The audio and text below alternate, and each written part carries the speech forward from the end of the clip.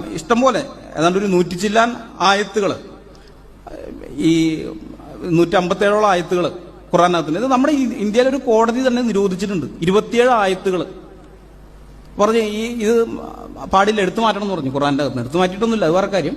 പക്ഷെ കോടതി പറഞ്ഞതാണ്, മനസ്സിലായി. ഇതൊരു യുദ്ധപുസ്തകമാണെന്നും കോടതി നിരീക്ഷിച്ചിരുന്നു, യുദ്ധത്തിന് ആഹ്വാനം ചെയ്യുന്ന പുസ്തകം. ഇത് സംഗതി ഈ അറബി തന്നെ കൊണ്ടുവരുന്നതുകൊണ്ടാണ് നമുക്കിതൊന്നും അറിയാതിരുന്നത്. ഇപ്പോഴല്ലേ ഇതൊക്കെ പരിഭാഷപ്പെടുത്തി നമ്മുടെ കയ്യിൽ കിട്ടുന്നത്. കിട്ടിക്കഴിഞ്ഞപ്പോൾ ഇസ്ലാമിന്റെ കാര്യം നമുക്കറിയാൻ തീരുമാനമായി. അത് സോഷ്യൽ മീഡിയയിലേക്ക് ഇട്ട് അപ്പം തന്നെ ഇസ്ലാമോഫോബിയ എന്നൊക്കെ പറഞ്ഞത് ബാൻ ചെയ്ത് കളയും, നമുക്ക് കാണാൻ പറ്റില്ല. പക്ഷെ ഞങ്ങൾക്ക് വാട്സാപ്പിൽ ഇങ്ങനെയുള്ള സാധനങ്ങളെല്ലാം കൃത്യമായിട്ട് കിട്ടുന്നുണ്ട്. ഒരൊറ്റ ചോദ്യത്തിന് അദ്ദേഹം പറയുകയുണ്ടായി, ഇന്ത്യയിൽ ഒരു കോടതി ഖുറാൻ ബാൻ ചെയ്തു, ഖുറാന്റെ വേഴ്സ് ബാൻ ചെയ്തു. നിങ്ങൾ കേട്ട് കാണും. അത് ഏത് കോടതിയാണെന്നൊന്ന് പറയാം. എന്റെ സമയമാണ്, ഞാൻ ആ സമയം ത്യജിച്ചുകൊണ്ട് അദ്ദേഹത്തിന് വേണ്ടി വെയിറ്റ് ചെയ്യാം.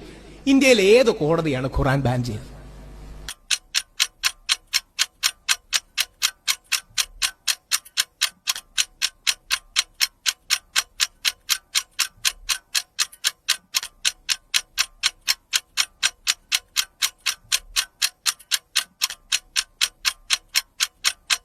ഈ ചോദ്യങ്ങളെല്ലാം എനിക്കുണ്ട്. എന്റെ സമയം ഞാൻ അദ്ദേഹത്തിന് കൊടുക്കുകയാണ്.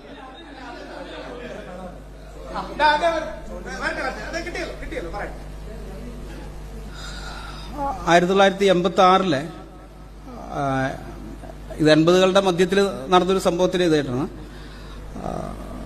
ഹൈക്കോടതി എനിക്ക് കിട്ടിയ റിസൾട്ട് തെറ്റിപ്പോയി. ഇത് കൽക്കട്ട ഹൈക്കോടതിയിൽ നിരോധിക്കണം എന്ന് പറഞ്ഞിട്ടൊരു ഇത് കൊടുത്തിരുന്നു.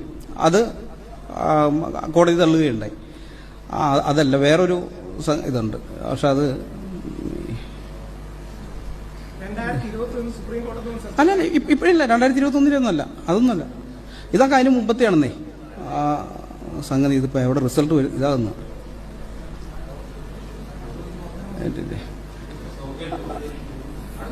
അത് ഞാൻ പറഞ്ഞ അടുത്ത ചോദ്യം ചോദിക്കാം. നോക്കി എടുത്തോളുക, ഞാൻ ഉത്തരം പറയാം.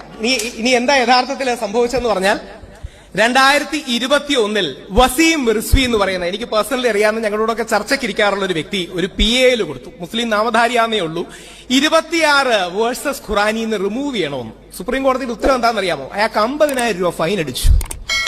അതാണ് സുപ്രീം കോടതി യഥാർത്ഥത്തിൽ ചെയ്തത്.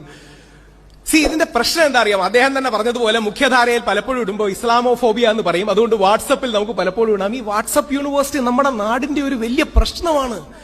ഈ വാട്സപ്പ് യൂണിവേഴ്സിറ്റിയിൽ നമ്മൾ പെട്ടുപോകരുത്. വാട്സപ്പ് യൂണിവേഴ്സിറ്റിയിൽ അർത്ഥസത്യങ്ങൾ കൊണ്ട് യഥാർത്ഥ സത്യത്തെ മറച്ചു വെച്ച് അങ്ങനത്തെ പ്രൊപ്പഗാൻഡ ഉണ്ടാക്കുന്നതാണ്. പലരും അതിൽ വീണു പോകുന്നതാണ്. ഞാനൊരു വ്യക്തിയെ മോശമായിട്ട് പറയല്ല.